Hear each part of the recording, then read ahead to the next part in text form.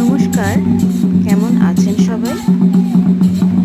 আমরা যখন জানুয়ারি মাসে শান্তিনিকেতন গেছিলাম তখন এই রিসর্টে ছিলাম। রিসর্টটির নাম শান্তিনিকেতন রিট্রিট। সন্ধেবেলা এরকম সাঁওতালি নৃত্য হয় ধামসা মাদলের তালে তালে। তো সবাই খুব এনজয় করছিল এবং অনেকেই এই নৃত্যে যোগদানও করে। ওপেন টু অল থাকে, যাদের ইচ্ছে তারা গিয়ে এই নৃত্যে যোগদান করতে পারেন।